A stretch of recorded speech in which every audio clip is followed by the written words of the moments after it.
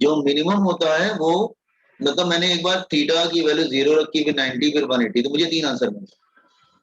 ठीक है, तो जो माइनस है, माइनस का मतलब मिनिमम, प्लस का मतलब मैक्सिमम। ठीक है, और ये रेफरेंस है। ठीक है, तो ये रखना कि अगर स्टेबल पोजीशन बोलेगा तो थीटा 0 डिग्री रहता है, और अनस्टेबल अगर न्यूमेरिकल में समटाइम ना, जैसे एडी वगैरह में वो बोल देता है कि डायपोल को रोटेट किया गया from stable condition to unstable condition. अब आप कहेंगे स्टेबल कंडीशन क्या होती है? स्टेबल कंडीशन मतलब थीटा इज 0, अनस्टेबल मतलब theta is 180। Hope done this one, तो याद रहेगा स्टेबल क्या होता है, अनस्टेबल क्या होता है। जब 0 लेते हैं तो स्टेबल होता है, और 180 लेते हैं तो अनस्टेबल होता है।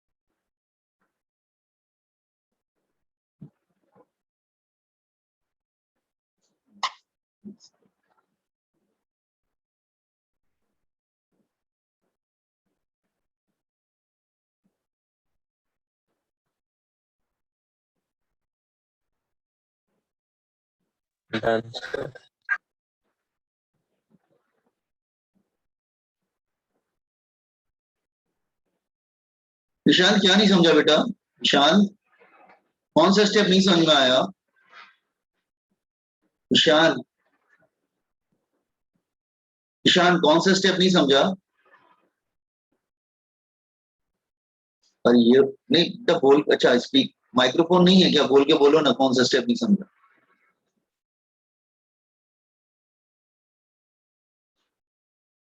अच्छा ये वाला स्टेप देखो, ये है, देखो मैं समझा रहा हूँ कि ये जो आपने फॉर्मूला डिराइव कर लिया, फिर से मैं समझा देता हूँ। अभी आपने जो फॉर्मूला डिराइव किया ना, जैसे P minus P cos theta. अब हम थीटा की वैल्यू, मैंने 3 वैल्यू रखी, एक बार 0 रखी, एक बार 90 रखी, एक बार 180 रखी। तो आपको मालूम है कि फॉर्मूला हमारा क्या है, that is P, work done का फॉर्मूला क्या है, या पोटेंशियल एनर्जी का फॉर्मूला क्या है, माइनस पीई कॉस थीटा। तो जब ये फॉर्मूला रखोगे ना, तो मैं 0 डिग्री रखूंगा तो कॉस 0 डिग्री क्या होगा? अगर थीटा 0 डिग्री रखूंगा तो क्या होगा? कॉस 0 डिग्री रखूंगा तो क्या हो जाएगा? जैसे अब मैं इधर आपको बता देता हूँ।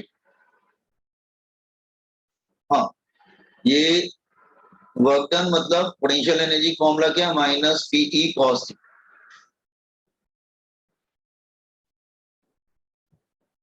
अब इसमें 3 केसेस हुआ ना, अगर थीटा तुम 0 डिग्री रखोगे तो पोटेंशियल एनर्जी क्या आएगा? Cos 0 degree is 1। अगर थीटा 90 रखोगे तो कॉस 90 0। थीटा अगर 180 रखोगे तो कॉस 180 डिग्री इज -1, तो माइनस माइनस प्लस हो जाएगा, तो इट बिकम प्लस पीई। तो ये माइनस, ये तो रेफरेंस ले लिया हमने 0। माइनस का मतलब मिनिमम एनर्जी, मिनिमम एनर्जी, ये मिनिमम एनर्जी। ठीक है, और प्लस का मतलब ये मैक्सिमम एनर्जी है। तो केमिस्ट्री में बताया जाता है ना, केमिस्ट्री में बताया जाता है कि जब मिनिमम एनर्जी होता है तो वो स्टेबल होता है। इलेक्ट्रॉन कौन से स्टेबल होते हैं? जो ग्राउंड स्टेट में होते हैं ना, उनके पास एनर्जी मिनिमम होती है, तो दे आर स्टेबल। तो मिनिमम एनर्जी मतलब दे आर स्टेबल, और ज्यादा एनर्जी होती है तो अनस्टेबल हो जाते हैं, अनस्टेबल हो, अनस्टेबल पोजीशन। तो 0 डिग्री तुम्हारा स्टेबल पोजीशन है, और 180 डिग्री अनपोजिशन। तो यही हमने इसको समझाने की यहाँ पे कोशिश किया। Got it? देखिए, तो ये बात हमने ऊपर ये बॉक्स में समझाने की कोशिश किया। Okay, completed.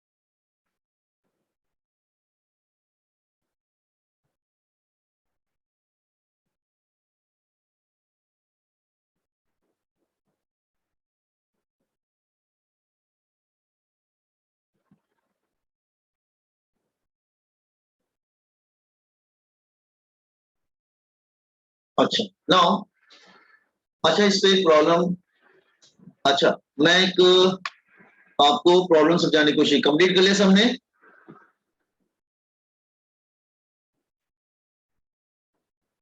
Yes boys and girls, complete किया इसको? Yes, sir. हाँ एक प्रॉब्लम करते हैं इस पे, हम लोग एक प्रॉब्लम करेंगे इस पे, ये वाले फॉर्मूले पे जो हमने फॉर्मूला अभी किया था। क्वेश्चन नंबर 10 करते हैं हम लोग, question number 10, just see question number 10, we will do this question here. A dipole of water molecule, question number 10, a dipole of water molecule, dipole दे रखा है, मतलब what is given, P is given to you, that is 6.3 into 10 raised to minus 30 coulomb meter. A sample of water contain 10 raised to 21 molecules, तो number of molecules कितने, 10 raised to 21, number of molecules, अच्छा electric field कितना दे रखा है, that is equal to 2.5 10 raise to 5 newton पर coulomb. Calculate the work done, work done चाहिए। Initial angle कितना दिया है, 0 डिग्री, एक मिनट ऊपर जाते हैं। फाइनल एंगल दिया 90, इनिशियल एंगल और फाइनल एंगल 90 दिया। तो हम लोग वर्क डन का फॉर्मूला क्या यूज करते हैं, पीई cos थीटा 1 माइनस cos थीटा 2। लेकिन बेटा ये एक मॉलिक्यूल का है, इन्होंने n मॉलिक्यूल्स दिए हैं ना, तो n से मल्टीप्लाई करना पड़ेगा, आर यू गेटिंग? तो for one molecule, this is for one molecule. तो अगर n मॉलिक्यूल्स होगा तो क्या होगा, अगर n मॉलिक्यूल्स का होगा तो n से क्या करेंगे, मल्टीप्लाई कर देंगे, तो n pe हो जाएगा, n से मल्टीप्लाई कर देंगे। cos थीटा 1 माइनस cos थीटा 2, पुट द वैल्यूज, वैल्यू रखते हैं हम लोग। अब कैलकुलेट करेंगे क्या, कैलकुलेट करके आंसर निकालिए, ज्यादा डिफिकल्ट नहीं है, do it, get the answer, work done. एक मॉलिक्यूल का P cos थीटा 1 माइनस cos थीटा 2 जो हमने डिराइव किया था वो आया ना, और n मॉलिक्यूल्स का क्या होगा, इनटू n हो जाएगा।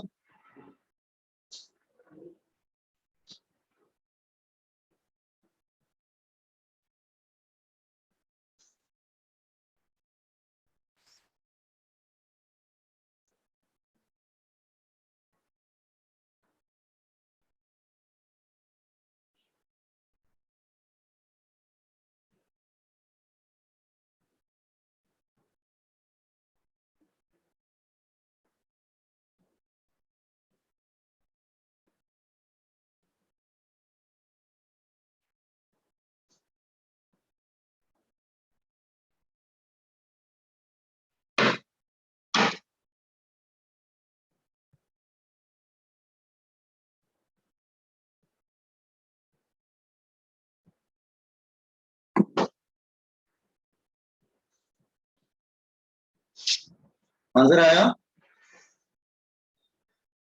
नंबर ऑफ मॉलिक्यूल ले लो, 10 रेज टू 21, P की वैल्यू कितना है 6.3 10 raise to minus 30, electric field कितना है 2.5 10 raise to 5, cos 0 degree minus cos 90 degree, तो ब्रैकेट पार्ट तो 1 देगा बस। तो आंसर क्या आएगा, cos 0 डिग्री 1 होता है, cos 90 0 होता है, फाइनल आंसर क्या आएगा, 10.75.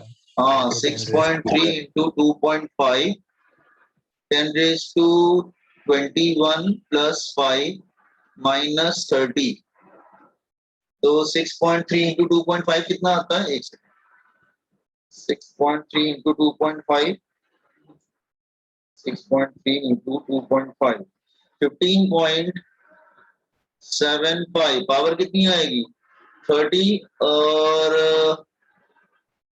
30 और 16 नहीं 26 और -4 आएगा ना, Yes, sir. Joule. Everybody got it? Actually n से क्यों मल्टीप्लाई किया वो ध्यान रखना, इन्होंने थोड़ा सा नया बनाने की कोशिश किया है कि n मॉलिक्यूल डाल दिए, तो एक मॉलिक्यूल का मालूम है तो n मॉलिक्यूल्स का मतलब n से मल्टीप्लाई हो जाएगा। Clear, everybody got it? Answer क्या आ रहा है, हाँ अच्छा हाँ ठीक आ रहा है, ओके समझा ना सब लोग, okay Can I change the screen? Yes, sir.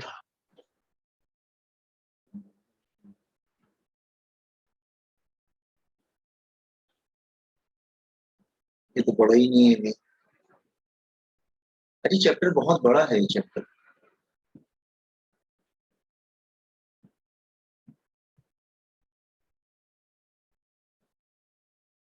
हाँ सी है। अब हम लोग आते हैं एक तो काफी फ्री वाला टॉपिक है, दैट इज क्या है वो, हाँ, इक्विपोटेंशियल सरफेस, लेकिन इंपॉर्टेंट है, मतलब उसका कॉन्सेप्ट इंपॉर्टेंट है, मतलब कॉन्सेप्ट बहुत आगे चल के बहुत जगह पे यूज होता है। सो इक्विपोटेंशियल सरफेस हेडिंग लिखो इक्वी, ये पेज नंबर कौन से पेज पे, 190 पेज पे, 190। इक्विपोटेंशियल सरफेस, इक्विपोटेंशियल सरफेस, नाम से मालूम चलता है इक्विपोटेंशियल मतलब आप बोल सकते हैं कि surface which have same electric potential, उसके सरफेस पे इलेक्ट्रिक पोटेंशियल सेम होता है। Are you getting? जैसे ये surface at which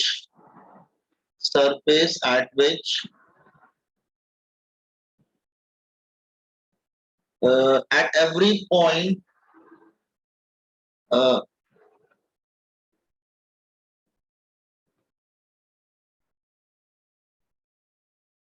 surface at which electric potential is same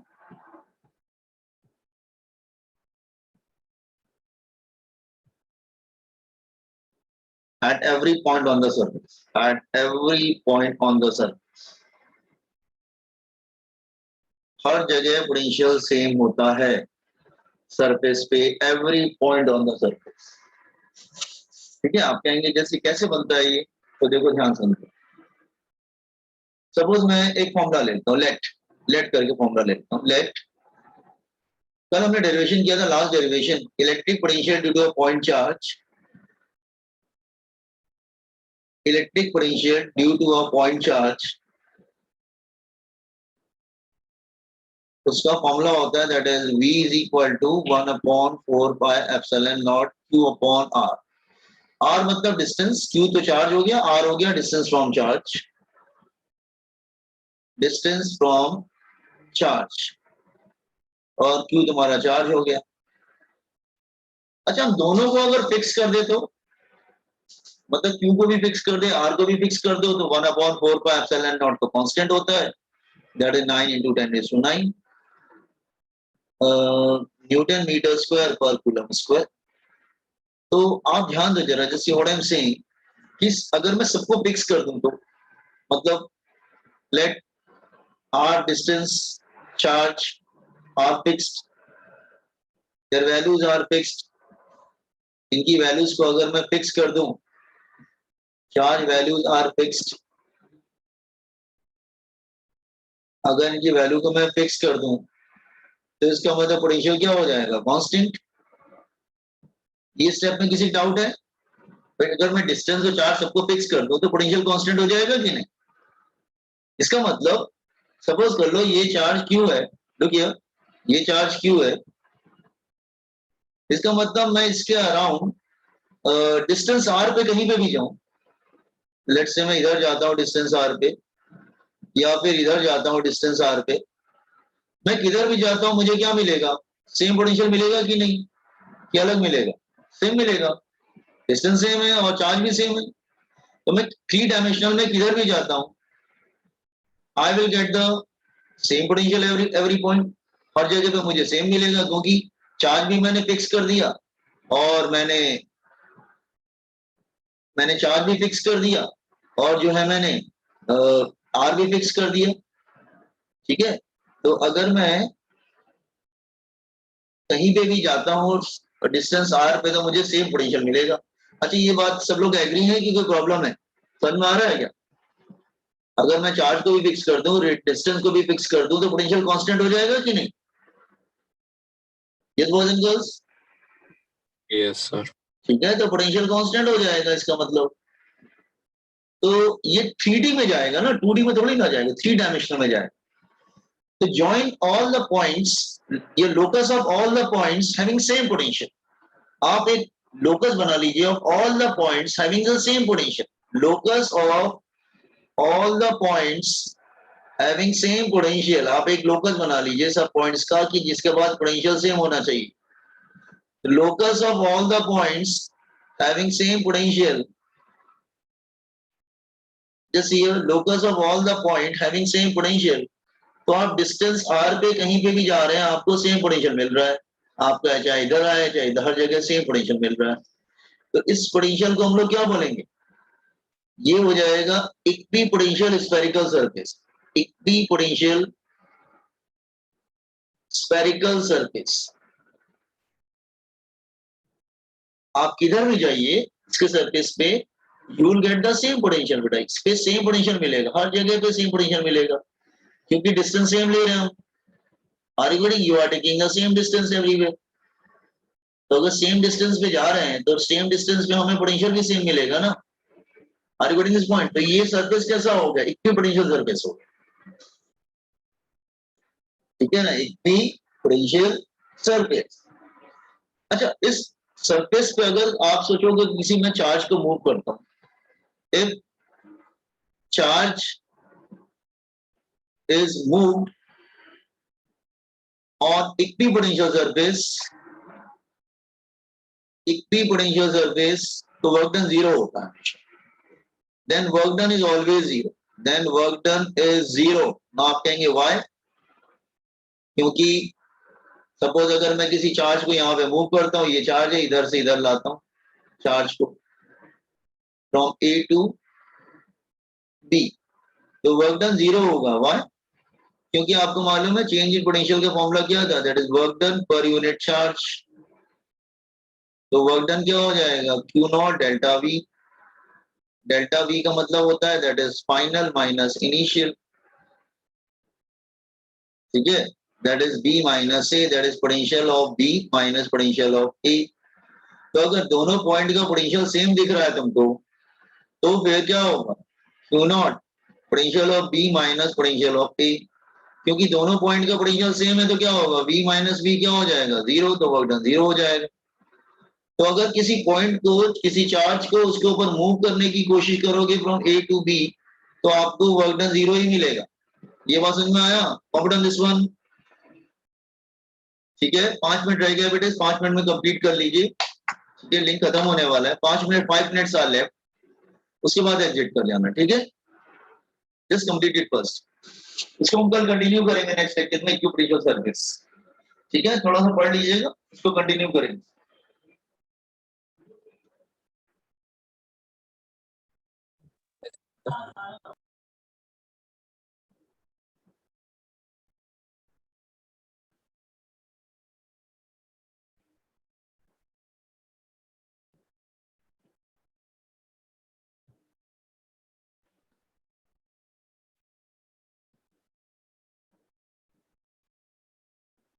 तो याद रखना, work done in moving a charge on equipotential surface is zero.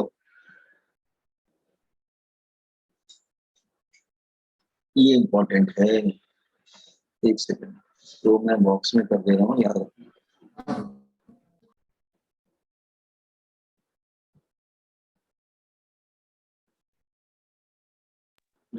Sir क्या बोलो सर, आपके पास निकिता मैम का फोन नंबर है क्या? किसको चाहिए दिनेश? सर वो मेरे एक फ्रेंड को चाहिए था। हर्षल को चाहिए? हर्षल के पास है ना निकिता मैम का नंबर? वो तो फोन करके परेशान करता रहता है, बोल रही थी, बात कर लो।